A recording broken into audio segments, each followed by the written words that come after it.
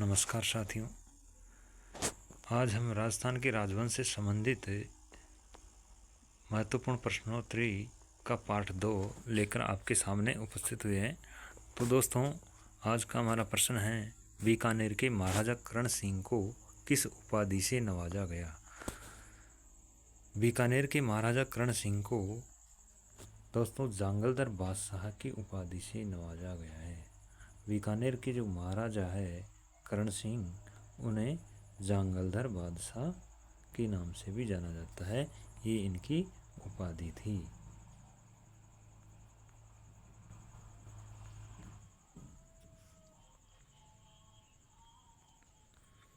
Next question है, बीकानेर के किस शासक ने मुगलों की जीवन पर्यंत सेवा की।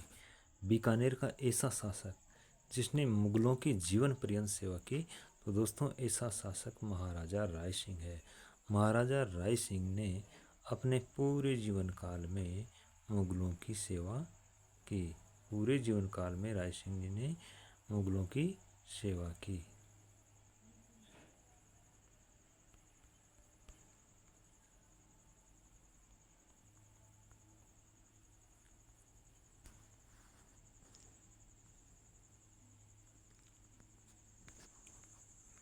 मुगल विरोधी कार्यवाही की दृष्टि से महाराणा प्रताप का पथ प्रदर्शक माना जाता है। देखिए, ऐसा शासक जो मुगल विरोधी कार्यवाहियाँ करता था, उसकी उन कार्यवाहियों की दृष्टि से महाराणा प्रताप का पथ प्रदर्शक उसे कहा गया। तो ऐसा शासक दोस्तों राव चंद्रसेन थे। राव चंद्रसेन थे। इन्हें प्रताप का अग्रगामी माना जाता है। प्रताप का अग्रगामी भी माना जाता है।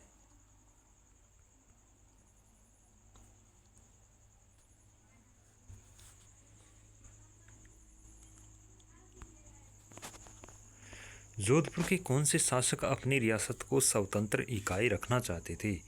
तो दोस्तों, जोधपुर के ऐसे शासक जो आज़ादी के बाद में अपनी रियासत को स्वतंत्र इकाई रखना चाहते थे, वे थे हनुमंत सिंह। महाराजा हनुमंत सिंह अपनी रियासत को स्वतंत्र इकाई रखना चाहते थे।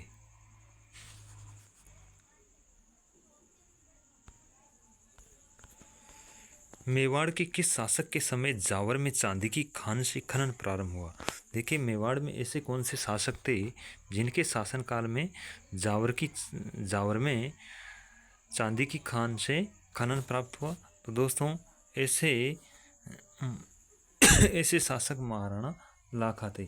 महाराणा लाखा के काल में जावर में चांदी की खान से खनन हुआ था।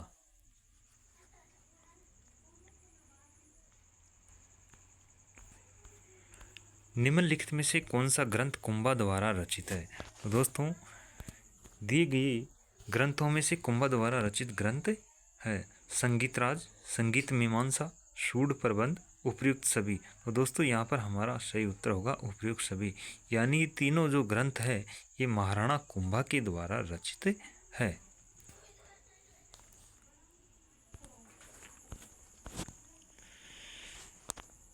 नेक्स्ट क्वेश्चन है, अलाउद्दीन खिलजी और मेवाड़ वासियों के बीच चित्तौड़गढ़ की घेराबंदी किस वर्ष हुई थी। देखिए, अलाउद्दीन खिलजी और मेवाड़ वासियों के बीच जो चित्तौड़गढ़ दुर्ग की घेराबंदी हुई थी वो 1303 ईस्वी में हुई थी। 1303 में अलाउद्दीन खिलजी ने मेवाड़ का घेराबंदी की थी।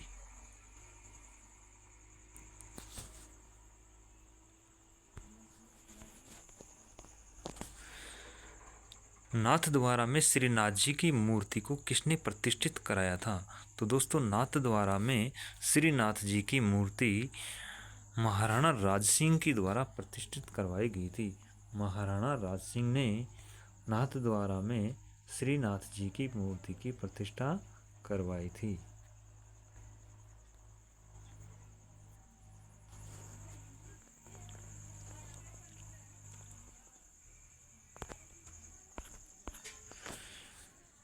हल्दीघाटी एवं खानवा से संबंधित जिलों का क्रमशः सही युग्म कौन सा है।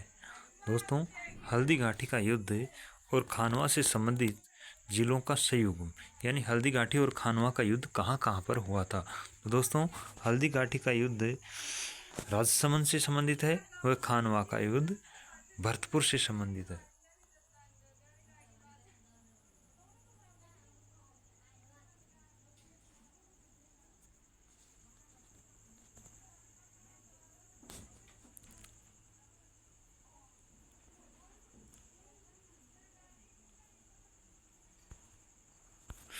नेक्स्ट क्वेश्चन है, चित्तौड़गढ़ की किस रानी ने बादशाह हुमायूं से मदद मांगी थी। तो दोस्तों चित्तौड़गढ़ की रानी कर्णावती ने बादशाह हुमायूं को राखी भेज करके मदद मांगी थी। तो वो रानी थी रानी कर्णावती अर्थात कर्मावती। इन्होंने बादशाह हुमायूं को मदद मांगी थी हुमायूं से।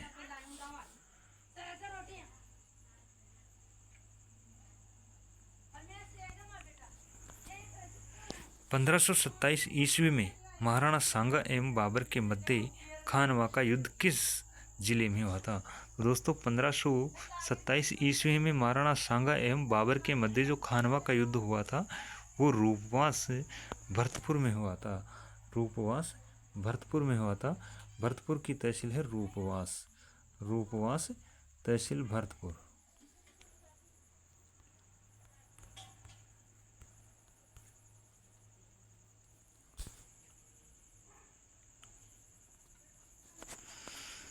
नेक्स्ट क्वेश्चन है, ढूंढाड़ राज्य की स्थापना किसने की थी।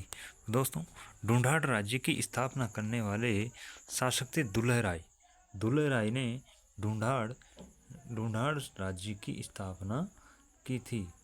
ढूंढाड़ राज्य की स्थापना की थी। ये ढूंढ नदी के पास में, ढूंढ नदी के आसपास का क्षेत्र ढूंढाड़ के नाम से जाना जाता था।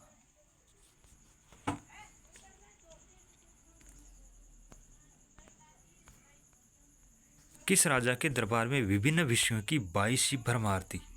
देखिए जयपुर के ऐसे शासक थे जिनके दरबार में विभिन्न विषयों की 22वीं थी, 22वीं हुआ करती थी। और उस 22वीं में खुद महाराजा प्रताप भी शामिल थे। तो जयपुर के शासक महाराजा प्रताप सिंह हैं, उनके दरबार में विभिन्न विषयों की 22वीं हुआ करती थी।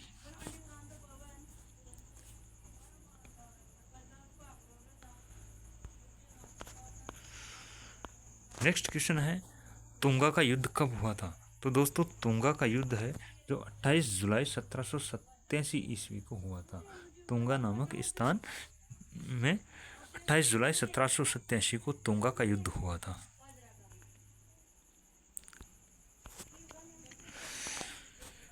छत्रपति शिवाजी को पुरंदर की संधि 1665 ईस्वी करने हेतु विवश करने वाले शासक थे। तो देखिए शिवाजी को पुरंदर की संधि 1665 ईस्वी में करने हेतु विवश किया था मिर्जा राजा जयसिंह ने। मिर्जा राजा जयसिंह के द्वारा शिवाजी को मजबूर कर दिया गया था, जिससे शिवाजी ने पुरंदर की संधि 1665 में की थी।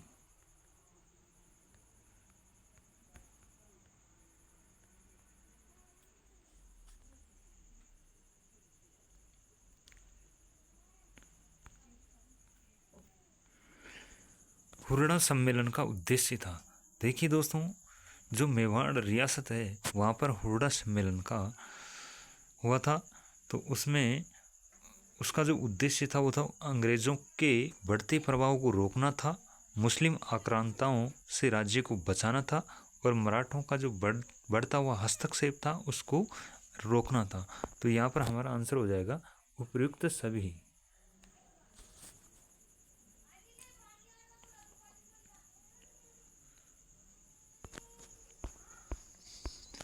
जयपुर का कौन सा शासक जिसने 3 मुगल बादशाह जहांगीर, शाहजहां और औरंगजेब की सेवा की।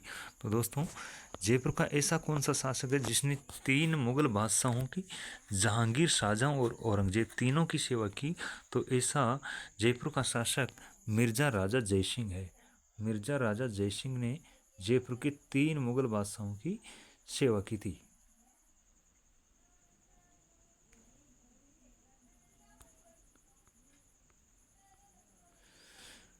जयपुर शहर का नक्शा किस वास्तुविद की देखरेख में तैयार करवाया? तो दोस्तों, जयपुर शहर का नक्शा महाराजा राम सिंह जी के द्वारा पंडित विद्याधर की देखरेख में तैयार करवाया गया था।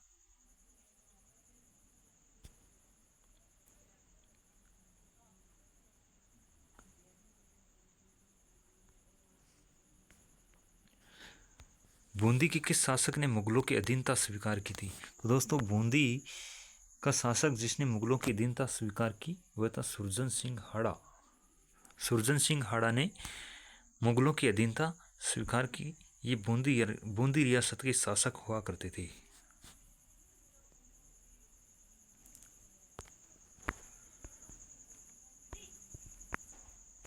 आमेर को राजधानी किसने बनाया? ऐसा शासक जिसने आमेर को अपनी राजधानी बनाया वो काकिल देव है। काकिल देव ने अपनी राजधानी आमेर को बनाया।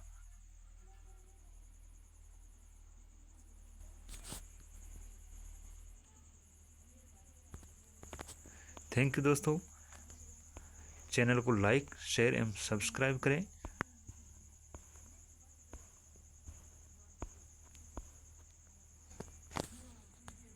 धन्यवाद। राम राम साहब।